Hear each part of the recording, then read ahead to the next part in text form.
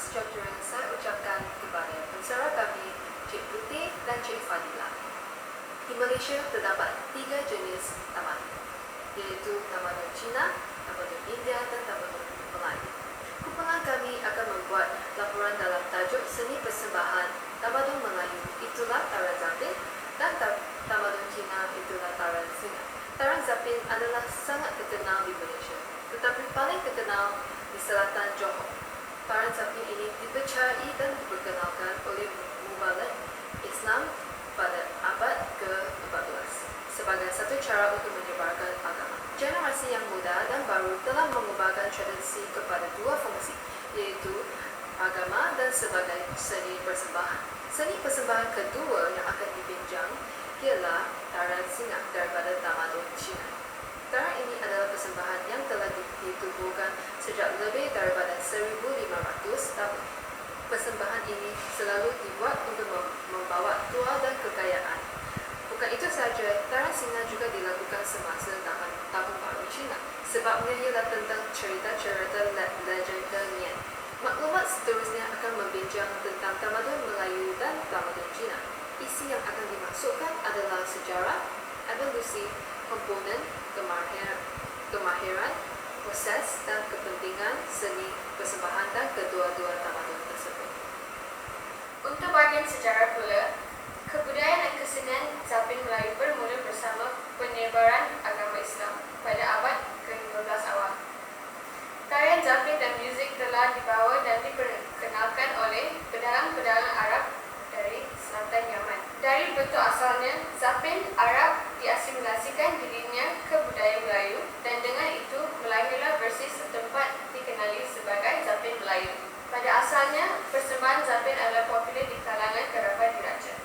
Tarian Singa pula, Tarian Singa Utara dan Tarian Singa Selatan ialah 2 tarian singa yang paling terkenal.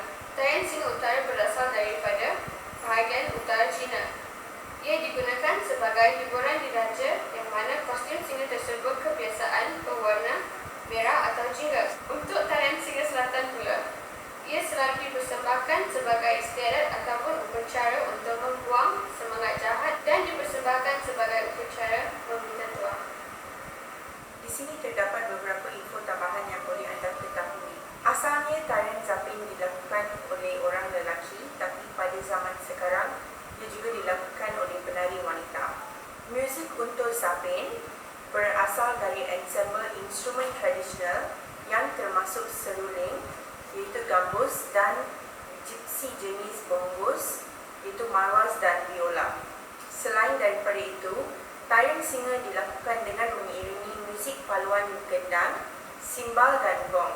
Instrumen menyegerakan dengan pergerakan tarian singa dan tindakan. Antara alat muzik utama yang digunakan dalam tarian Zapin ialah gambus, rebana, marwas dan gendang. Tetapi untuk Zapin Arab hanya menggunakan 2 alat muzik, iaitu marwas dan gambus. Petikan gambus untuk membawa lagu dan irama, manakala gendang dan rebana menentukan rentak dan pecahan tari. Muzik yang digunakan dalam tarian singa ialah lagu Gendang 7 Bintang mengiringi tarian cacik. Muzik gendang berminta double dan tekstur polifoni, iaitu lapisan pertama dihasilkan oleh gendang, cebagu, lapisan kedua dihasilkan oleh simbal, bow, dan lapisan ketiga dihasilkan oleh gong. Corak gendang dihubung kait dengan gerakan singa. Di dalam tarian ini terdapat 5 bahagian mengikut gerakan singa. Bahagian pertama iaitu kemunculan singa menggunakan muzik titiran. Bahagian kedua apabila singa menyembah juga menggunakan muzik titiran. Bahagian ketiga singa berjalan menggunakan irama bertitik. Bahagian keempat singa menjumpai makanan menggunakan muzik titiran. Kelima ialah untuk mengulang bahagian kemunculan singa dan singa berjalan. Semasa menari Zapin, lelaki memakai songkok dengan baju Melayu. Mereka juga memakai capal. Perempuan pula memakai baju kurung dengan sanggul, iaitu bunga di atas kepala ataupun jibab. Zapin tidak akan begitu cantik jika tidak ada muzik di belakangnya. Muzik untuk tarian Zapin dibuat dengan gambus, rebana, gendang, kebab dan maracas. Untuk rentak tarian Zapin yang masih mudah dilakukan dengan ritme 1, 2, 3 dan 4. Kaki akan dikeluarkan pada letak keempat. Ia boleh dilakukan tanpa latihan dengan bergerak ke depan, belakang atau secara diagonal. Tarian singa biasanya dijalankan pada Tahun Baru Cina. Seekor singa mempunyai 2 orang di dalamnya. Seorang berada di dalam kepala, manakala seorang lagi berada di belakang. Mata dan mulut singa boleh digerakkan oleh orang yang dalam singa itu. Di atas kepala singa mempunyai sekeping cermin untuk menghalau nasib buruk. Ia dikatakan bahawa kalau roh jahat melihatkan muka mereka dengan cermin, mereka akan ditakutkan dan mereka akan lari. Tarian singa biasanya bermula dan berakhir di kuil.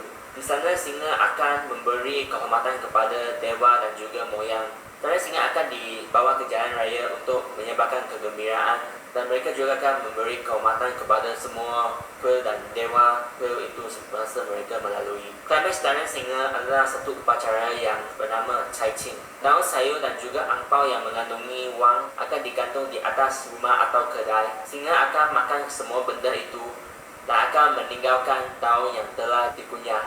Ini adalah satu tindakan simbolik yang bermakna selepas ini tempat ini akan dipenuhi dengan benda yang baik. Selain daripada singa, tarian ini juga akan ditemani oleh pembawa kipas yang kelakar atau dewa ketawa dan juga gendang. Tarian Zapin mempunyai banyak kepentingan. Salah satu kepentingan tarian tersebut ialah menjadi tunjang kekuatan penonjolan identiti negara. Malah ia juga berperanan sebagai daya penggerak untuk menyemai nilai-nilai murni dalam kalangan generasi muda. Tarian ini juga merupakan salah satu tarikan pelancong ke negara ini. Tarian yang dipersembahkan oleh penarinya menarik perhatian para pelancong, terutamanya pelancong dari Asia Barat.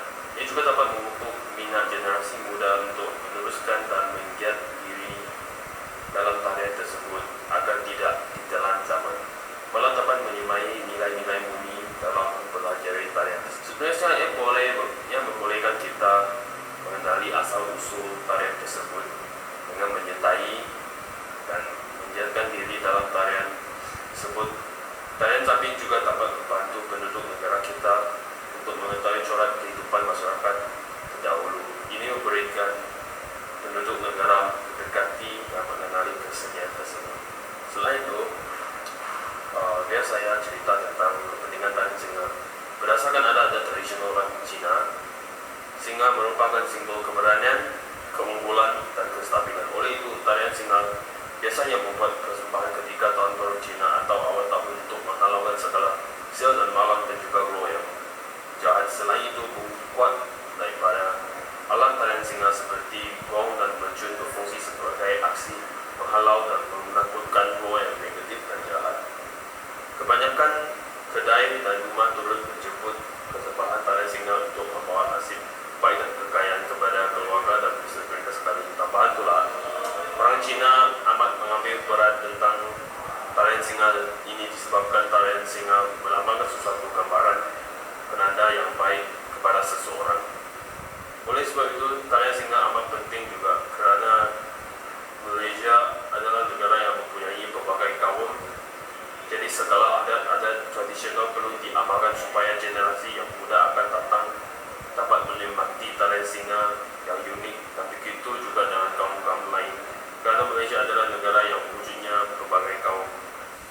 Kami telah menjalani sebuah kajian yang berdasarkan pendapat 10 warga negara Malaysia dan menyoalkan mereka 3 soalan tentang kepentingan mengekalkan adat persembahan kaum masing-masing, di mana mereka perlu menjawab jika mereka bersetuju atau tidak bersetuju. Soalan-soalan yang kami telah bertanya adalah seperti: tarian Zapin dan tarian singa adalah penting dan mengingatkan kami kepada asal-usul kami, di mana 7 orang bersetuju dan 3 orang tidak bersetuju. Soalan yang kedua, tarian Zapin dan tarian singa boleh mengeratkan hubungan antara ahli keluarga.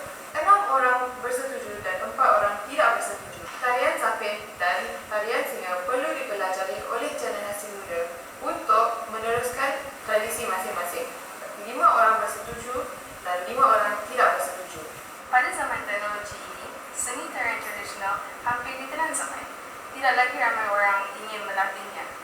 Stereotipnya adalah tarian ini lemah lembut, tidak bermanfaat dan hanya hiasan majlis. Dan kerana stereotip inilah yang menyebabkan seni ini semakin pupus.